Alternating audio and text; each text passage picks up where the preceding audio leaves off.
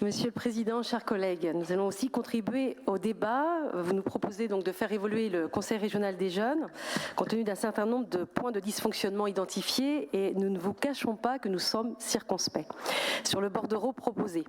Nous jugeons important de discuter du CRJ et de lui donner les moyens de mieux fonctionner afin que les jeunes s'épanouissent dans leur mandat et que cette instance rayonne et influence les politiques publiques dont les collectivités ont en charge, à commencer par l'Assemblée régionale. Alors, mais voilà, quand on lit le bordereau, il ne nous paraît pas abouti et franchement, il aurait mérité d'être présenté, pas à cette session, de manière plus aboutie, à un autre moment. Alors vous nous avez donné, Gabi, des éléments à l'oral, mais qu'on n'a pas dans le bordereau. Et il y a beaucoup de choses qui tournent court. Donc l'évaluation des activités du CRJ depuis sa création en 2004, on l'a jugé faible. On doit se contenter de quelques visuels des productions du CRJ depuis sa création. De même, l'analyse des impasses du fonctionnement actuel nous apparaît peu approfondie. Il aurait été intéressant, pour muscler l'analyse, de la croiser avec des travaux de recherche sur la jeunesse et la participation. On peut citer à ce titre l'étude parue en août 2020 de l'INJEP, l'Institut national de la jeunesse et de l'éducation populaire, réalisée en partenariat avec des laboratoires rennais, et notamment la charte Action publique et mutation territoriale, je crois que c'est cet intitulé. Donc cette étude qui a porté sur les politiques de jeunesse des conseils régionaux avec un focus sur les CRJ. Il y avait là matière à nourrir une réflexion solide pour renouveler les bases du CRJ. Le problème, c'est donc que les évolutions proposées ne nous paraissent pas construites dans le creuset de réflexion approfondie et par là ne nous apparaissent pas fondées. Passer de 166 jeunes à 84 membres titulaires, de 83 lycées à 42 impliqués, seraient les réponses magiques pour redynamiser le CRJ et régler les problèmes d'assiduité, de notoriété. Permettez-nous d'en douter. Alors, pour ne pas rester dans une tonalité négative, je formulerai des suggestions pour revoir en profondeur la copie. D'abord, je souhaiterais poser deux principes qui vont guider mes propos et propositions. Premier principe, tout d'abord l'importance, et vous ne le faites pas, mais l'importance de ne pas catégoriser la jeunesse, de ne pas en faire une catégorie à part au sein de la société, une catégorie à qui on s'adresserait. D'une part, il n'y a pas une jeunesse, mais une réalité plurielle, des jeunesses, et d'autre part, les jeunes sont à considérer dans les dynamiques sociales qui impactent l'ensemble des personnes, quel que soit leur âge. S'il y a un marqueur de la jeunesse, c'est qu'elle est annonciatrice des changements. Et sur ce point, je m'appuie sur les travaux auxquels j'ai eu la chance de participer au commissariat général du plan, qui datent un peu, mais qui conservent toujours leur pertinence et qui avaient été conclus par le rapport de Dominique Charvet, Jeunesse, un devoir d'avenir, et qui dit bien cette façon de considérer la jeunesse comme plaque sensible du changement et donc de ne pas avoir des politiques jeunesse dédiées. Deuxième principe, l'enjeu de la transmission. Alors j'aime à répéter, c'est ce que nous disions au sein du MRJC, mouvement de jeunesse dans lequel j'étais très impliquée, ça date aussi, il n'y a pas de génération spontanée d'acteurs. Tout est question de parcours et de transmission. Et ça vaut pour tous les âges. C'est le deuxième principe que je veux poser pour éclairer les suggestions que nous faisons concernant les évolutions du CRJ.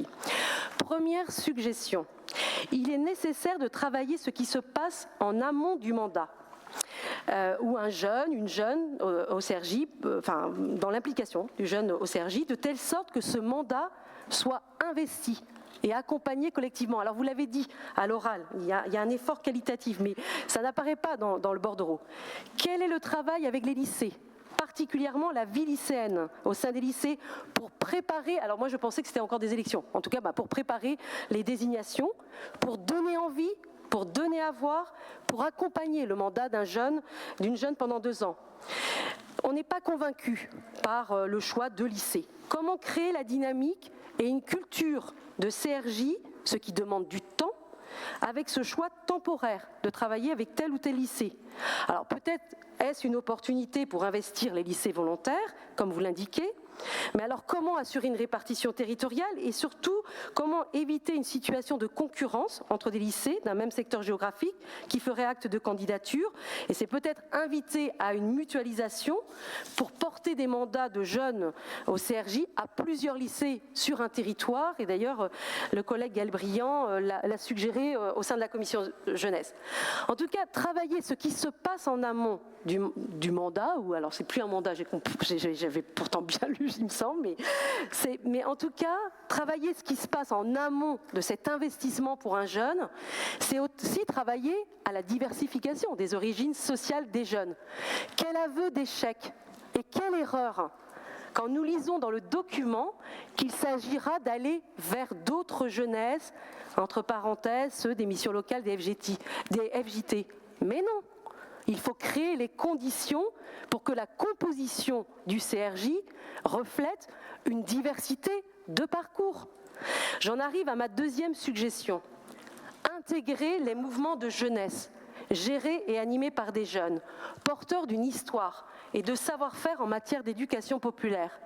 Certains CRJ en France sont composés de jeunes représentants des lycées, mais aussi issus des organisations de jeunesse. Bon, si ce n'est pas dans la composition du CRJ, on pourrait faire évoluer, au moins il pourrait y avoir une contractualisation avec des organisations de jeunesse qui détiennent la capacité à mobiliser des jeunes des territoires ruraux ou dans les quartiers populaires, des jeunes engagés dans des études plus courtes, dans les filières d'apprentissage par exemple. Et d'ailleurs le Césaire formule cet avis de s'appuyer sur les organisations de jeunesse. Troisième et dernière suggestion. Soigner ce qui se passe pendant le mandat ou pendant le temps d'investissement au CRJ, en adéquation avec la vie des jeunes. Est-ce qu'il ne faut pas revisiter le rythme d'une réunion mensuelle, qui peut être un engagement lourd dans la vie d'un jeune lycéen ou d'une jeune lycéenne, qui est en études avec ses échéances, ses travaux, et qui pratique souvent une activité sportive ou culturelle? Peut-être à revisiter. Il nous apparaît important aussi de bien réfléchir à ce qui peut être produit dans ce temps d'investissement, ne pas fixer la barre trop haute. Et ce qui compte, c'est d'avoir le souci d'accompagner tout au long des 2 années les jeunes qui sont à la fois dans l'exercice d'une responsabilité et dans l'apprentissage de celle-ci, de cet exercice. Donc accompagner, et vous l'avez dit dans vos propos à l'oral, mais on ne le sent pas dans le bordereau, c'est vraiment ne pas laisser seuls des jeunes, c'est prévoir un temps de préparation avant une réunion de CRJ, avec une petite équipe, par exemple au lycée, composée de jeunes et d'animateurs, pour faciliter la prise de parole ensuite lors de réunions, pour prévoir aussi des temps de débriefing. Moi, je crois beaucoup à parcours, accompagnement. Accompagner, c'est aussi soigner des moments de convivialité. Rien de spécifique, là non plus, à la jeunesse. Dans nos mandats d'élus, nous avons besoin d'une forme de camaraderie, ce qui porte le plaisir d'être investi dans nos mandats. Pour des jeunes, rien de particulier donc, mais il est sans doute encore plus important de soigner cet aspect de la convivialité pour se sentir à l'aise, réussir à prendre sa place dans un groupe, dans une période de la vie où les personnalités se construisent. Tisser des liens d'amitié qui sont moteurs pour l'application, ça c'est très important.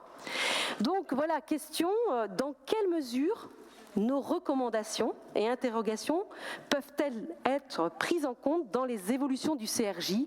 Et voilà, excusez-nous, mais voilà, on se dit que dans la discussion politique, c'est important d'avoir cette franchise et on a été circonspect, mais on fait l'effort de formuler des suggestions, des propositions. Merci.